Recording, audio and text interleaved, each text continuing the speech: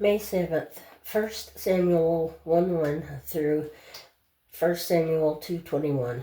Now there was a certain man of Ramathaim Zophim in the mountains of Ephraim, and his name was Elkanah, the son of Jehoham, the son of Elihu, the son of Tohu, the son of Zuph, and Ephraimite. And he had 2 wives. The name of the one was Hannah, and the name of the other was Peninnah. Peninnah had children, but Hannah had no children. This man went up from his city yearly to worship and sacrifice to the Lord of hosts in Shiloh. Also the 2 sons of Eli, Hophni and Phinehas, the priests of the Lord, were there. And whenever the time came for Elkanah to make an offering, he would give portions to Peninnah his wife and to all her sons and daughters. But to Hannah he would give a double portion, for he loved Hannah, although the Lord had closed her womb. And her rival also provoked her severely to make her miserable, because the Lord had closed her womb. So it was year by year, when she went up to the house of the Lord, that she provoked her. Therefore she wept and did not eat. Then Elkanah, her husband, said to her, Hannah, why do you weep? Why do you not eat? And why is your heart grieved? Am I not better to you than 10 sons? So Hannah arose after they had finished eating and drinking in Shiloh. Now Eli the priest was sitting on the seat by the doorpost of the tabernacle of the Lord, and she was in bitterness of soul, and prayed to the Lord and wept in anguish. Then she made a vow and said, O Lord of hosts, if you will indeed look on the affliction of your maidservant, and remember me, and not forget your maidservant, but will give your maidservant a male child, then I will give him to the Lord all the days of his life, and no razor shall come upon his head. And it happened, as she continued praying before the Lord, that Eli watched her mouth. Now Hannah spoke in her heart, only her lips moved, but her voice was not heard. Therefore Eli thought she was drunk. So Eli said to her, How long will you be drunk? Put your wine away from you. But Hannah answered and said, No, my lord, I am a woman of sorrowful spirit. I have drunk neither wine nor intoxicating drink, but have poured out my soul before the Lord. Do not consider your maidservant a wicked woman, for out of the abundance of my complaint and grief I have spoken until now. Then Eli answered and said, Go in peace, and the God of Israel grant your petition which you have asked of him. And she said, Let your maidservant find favor in your sight. So the woman went her way and ate, and her face was no longer sad. Then they arose early in the morning and worshipped before the Lord, and returned and came to their house in Ramah. And Elkanah knew Hannah his wife, and the Lord remembered her. So it came to pass in the process of time that Hannah conceived and bore a son, and called his name Samuel, saying, Because I have asked for him from the Lord. Now the man Elkanah and all his house went up to offer to the Lord the yearly sacrifice and his vow. But Hannah did not go up, for she said to her husband, Not until the child is weaned, then I will take him, that he may appear before the Lord, and remain there forever. So Elkanah, her husband, said to her, Do what seems best to you. Wait until you have weaned him. Only let the Lord establish his word. Then the woman stayed and nursed her son until she had weaned him. Now when she had weaned him, she took him up with her, with 3 bulls, 1 ephah of flour, and a skin of wine, and brought him to the house of the Lord in Shiloh. And the child was young. Then they slaughtered a bull, and brought the child to Eli. And she said, O my lord, as your soul lives, my lord, I am the woman who stood by you here, praying to the Lord. For this child I prayed, and the Lord has granted me my petition which I asked of him. Therefore I also have lent him to the Lord. As long as he lives, he shall be lent to the Lord. So they worshiped the Lord there. And Hannah prayed and said, My heart rejoices in the Lord. My horn is exalted in the Lord. I smile at my enemies, because I rejoice in your salvation. No one is holy like the Lord, for there is none besides you, nor is there any rock like our God. Talk no more so very proudly. Let no arrogance come from your mouth, for the Lord is the God of knowledge, and by him actions are weighed. The bows of the mighty men are broken, and those who stumbled are girded with strength.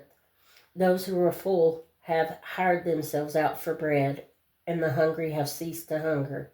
Even the barren has borne 7, and she who has many children has become feeble. The Lord kills and makes alive. He brings down to the grave and brings up. The Lord makes poor and makes rich. He brings low and lifts up. He raises the poor from the dust and lifts the beggar from the ash heap, to set him among the princes and make them inherit the throne of glory. For the pillars of the earth are the Lord's, and he has set the world upon them.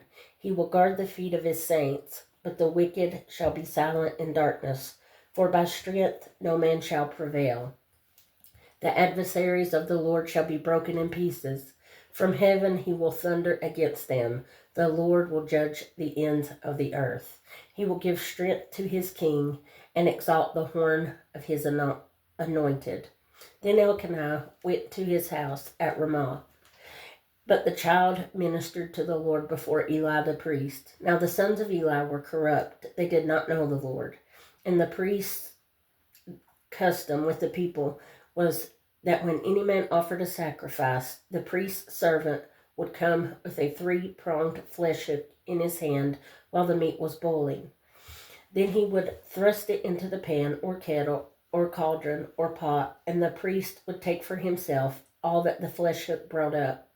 So they did in Shiloh to all the Israelites who came there. Also, before they burned the fat, the priest's servant would come and say to the man who sacrificed, "Give meat for roasting to the priest, for he will not take boiled meat from you, but raw."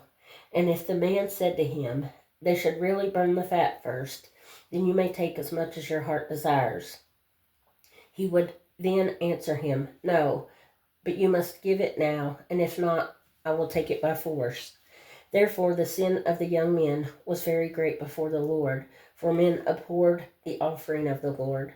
But Samuel ministered before the Lord, even as a child, wearing a linen ephod. Moreover, his mother used to make him a little robe and bring it to him year by year when she came up with her husband to offer the yearly sacrifice.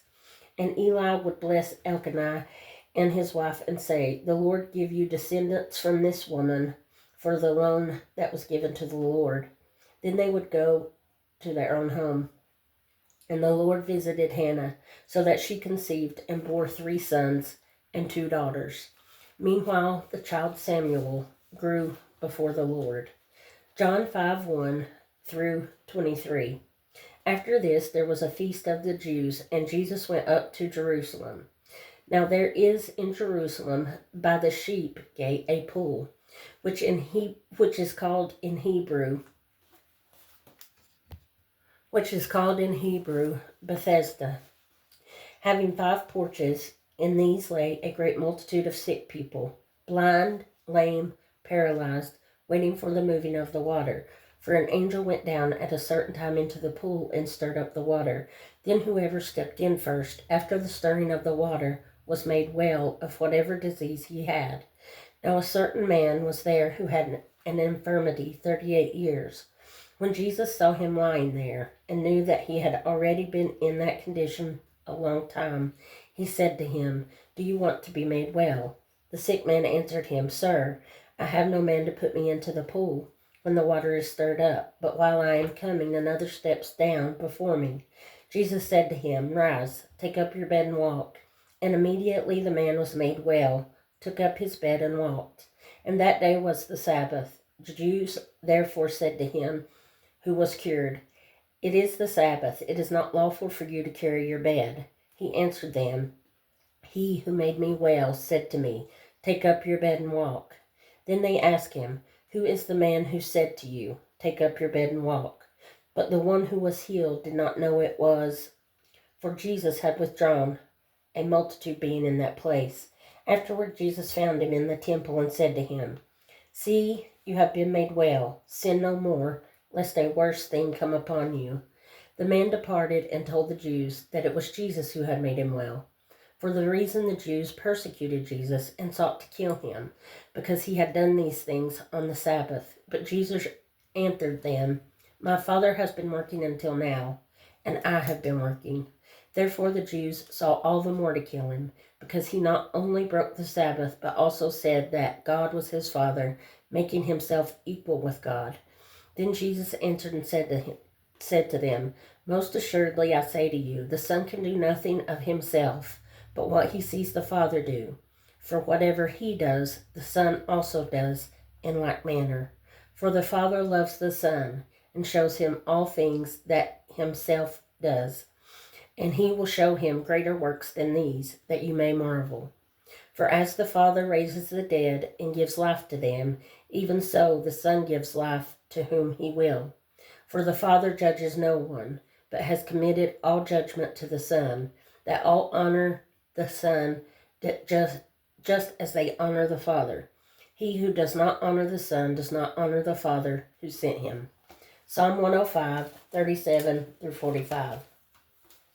He also brought them out with silver and gold, and there was none feeble among his tribes. Egypt was glad when they departed, for the fear of them had fallen upon them. He spread a cloud for a covering, and fire to give light in the night.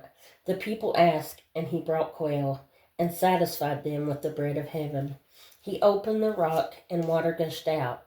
It ran in the dry places like a river. For he remembered his holy promise, and Abraham his servant. He brought out his people with joy, his chosen ones with gladness. He gave them the land of the Gentiles, and they inherited the labor of the nations, that they might observe his statutes and keep his laws. Praise the Lord. Proverbs 14, 28 and 29. In a multitude of people is a king's honor, but in the lack of people is the downfall of a prince. He who is slow to wrath has great understanding, but he who is impulsive exalts folly.